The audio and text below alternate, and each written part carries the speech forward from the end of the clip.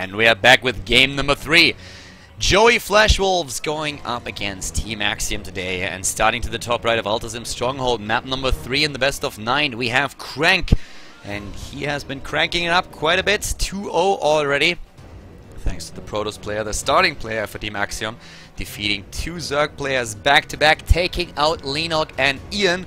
And, well, he's going up against the Protoss this time because the FlashWolves have decided that it is time for Haas to enter the arena and go for it.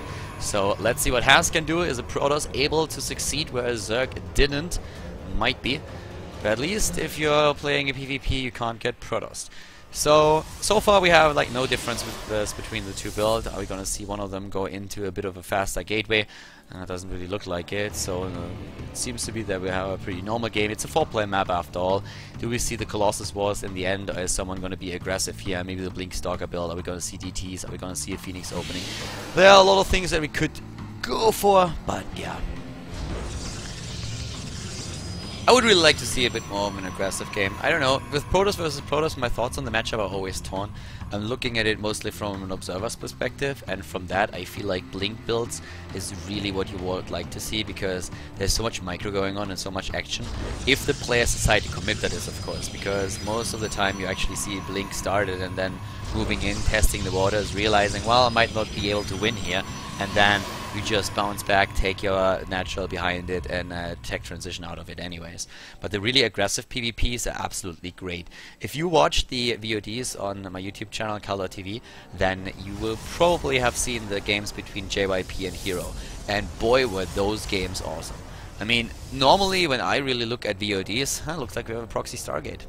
Well, actually, with him not scouting where his opponent spawns, we could actually just see the proxy Twilight Council. But yeah, as I was about to say, usually when I look at the VODs of a tournament, I kind of dodge those mirror matches quite a bit. But if you want to see really good Protoss versus Protoss action, and you haven't seen anything in the recent past, you can just go to Khaldor TV and you can have a look at the games between JYP and Hero that were played during the EGTLT match at the ATC. Those games were really, really good. We had some epic matches between the two of them. Sometimes mirror matches just absolutely amazing. For now, it looks like we're going to see the proxy, and it is going to be... I guess it has to be the Twilight Council, right? I mean, Stargate would be great for him, but he doesn't know that because he doesn't know where his opponent spawns. So we have Twilight Council proxied against Twilight Council in the main base. Both of them going for the same build. I might get my wish granted here, and we have a bit of a Blink war going on. But of course we might see DTs here after all. We have double gas taken, so in both bases double gas. We could see the Dark Shrine here for both players, and I guess if we see Dark Shrine, it makes a lot of sense that we're going to see it for Haas, because he's currently still looking at the Twilight Council. The probe is still there, could drop that. The problem for him really that the Mothership Core might commit and go a little bit farther out on the map. Nope, doesn't really do that. And here goes the Dark Shrine for Crank. So we might see DT versus DT, and there we go. This is one of those things that just doesn't make sense to me. Yes, you build it outside your base. Yes, you build it in a position that your opponent might not scout. But if he moves in, he's going to see that eventually with an hallucinated Phoenix. So why exactly would you do that if you already proxy everything? Like, doesn't really make sense in my opinion. Why not proxy it over here? Afraid that it is going to get scouted and killed? Or just want to keep your opponent guessing? Whatever it is though, we have DTs versus DTs, and Haas is the one who already started his robo, but Crank is of course building that as well. You always do that when you go for DTs. Like, I don't think I have seen a DT player in the last few months that did not go for a robo as well, just in case his opponent had the same ingenious idea. This is the Inca Memorial build that we see here, by the way. It's like, ah, Inca, you are awesome. And absolutely unsuccessful, but still. Here we go with a Haas scouting the forward pylon, and in terms of forward pylons, we have another one set down by him himself, so he can go for that, but it's of course gonna be the nexus for both of them. If you go DTs, it's not really anymore that you have to do damage, you won't kill your opponent. It's more like it gives you an option to do damage, and at the same time you have a really solid defense set up, because your opponent might not have the detection and or cannot spare it back at home, because he has to keep that observer close to his own main base so that he isn't going to be taken out here. And there we go. kills the, well, what does he actually kill? It moves in and kills at least the Zealot, right? Yeah, so the Zealot goes down. And nice force field, gets nothing! Whoa, ATC sandwich, look at you! Very well played here by Crank.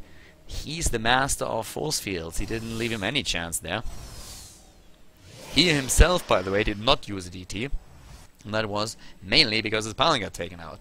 But Haas says like, well, DT number 1 maybe not doing you damage, but DT number 2 is gonna come in as well. Protoss has a lot of gadgets, and one of them is of course the Warp Prism. So if you have a Warp Prism, you want to use that, and that's exactly what he's gonna do here.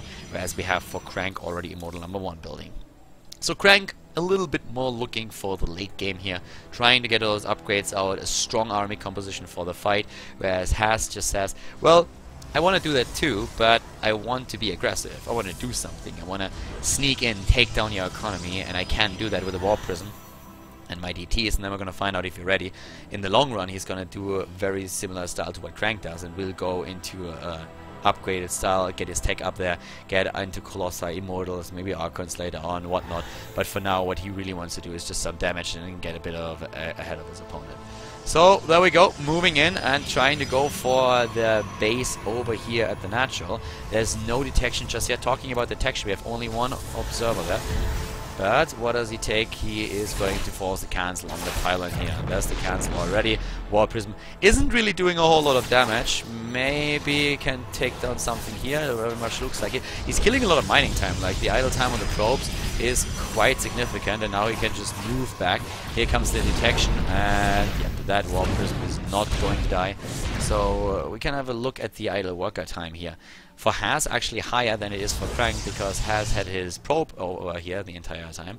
This is one of the things actually where you can just see a little bit the mechanics of the both players. It's not really game deciding, and it depends very much on what exactly goes on with in terms of matchup, because a Zerg player will always have less idle worker time than a Protoss player, which just sticks around with the probe when he has the pylon out there. But in a mirror matchup, it's still quite significant, especially when you look at the supply block time.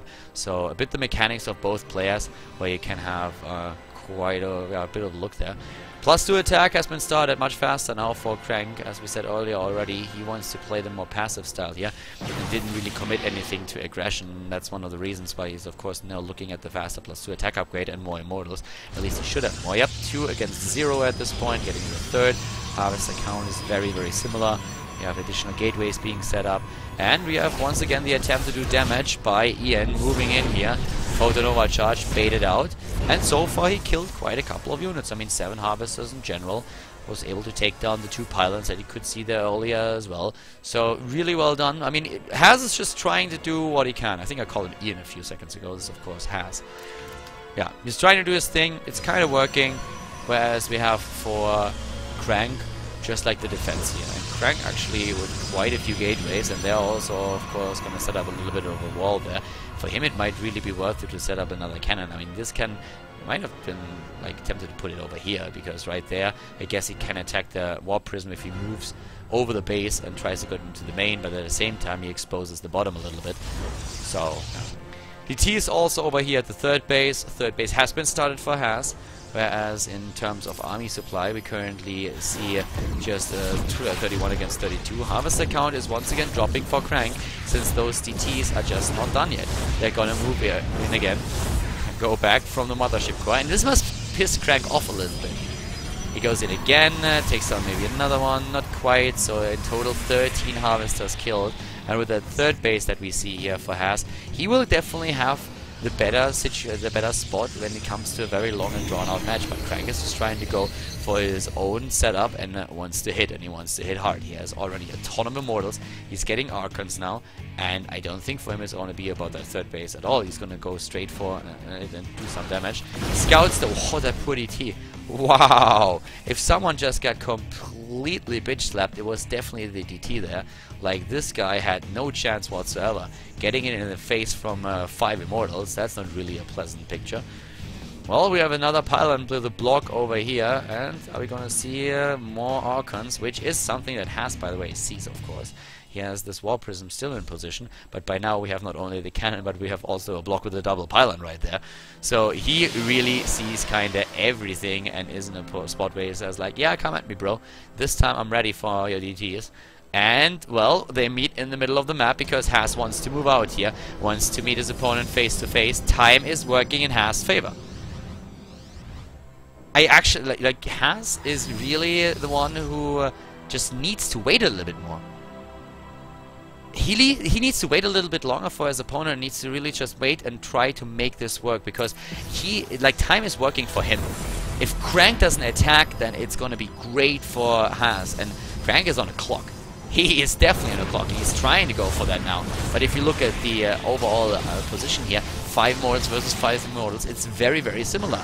Has Crank nearly on the ropes. The time is running out. He needs to do something, and he moves in. It's about the position, of course. Once again, the Mothership Core is basically the first victim in the fight, and those Colossi in the end, only the Hallucinations, of course, not doing too much just yet. We have, in terms of army supply, still a lead for Crank on the other hand. Keep in mind that he has a very sick army after all, but has the reinforcements. Can he warp them in right here at the fight? He has to. The Colossi, the Hallucinations at the front tanking the damage, and suddenly it's Crank with the 37th army supply against 26.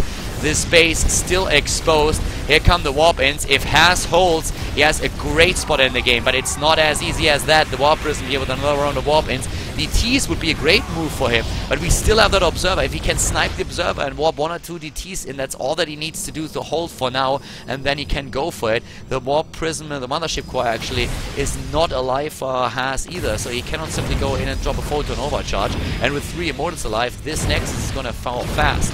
So right now it looks like Crank might take it after all. The army supply just better for him. 44 against 32, and the third is already gone. He just had to hold here, but he's no Tarzan. He cannot really hold just now, whereas Crank is just on fire. This kid has so much momentum right now. The resources lost, if you just look at the Harvester losses, 12 against 13, 9,100 for Has. Crank in a much better position in this regard. Oh, and he drops on the high ground, tries to warp in, make sure that force fields are not going to be his demise. The Archon could break through the force field, doesn't do that just yet. He wants to get it to the front, but the Archon is blocked. Oh my god. There we go, finally making his way in, takes down the Observer, and this is horrible. The DT is taken out, there's still detection for Crank. He has no problems walking all over Has. There's the GG, the 3-0 by Crank for Team Axiom. Crank, the unstoppable force at this point. The captain just showing his team how it's done. And we will see who's going to be the next player for Joey FlashWolves, because they certainly need a heavy hitter, and they need him fast. They need Sam here. This is getting completely out of hand. I mean, Crank is crushing them.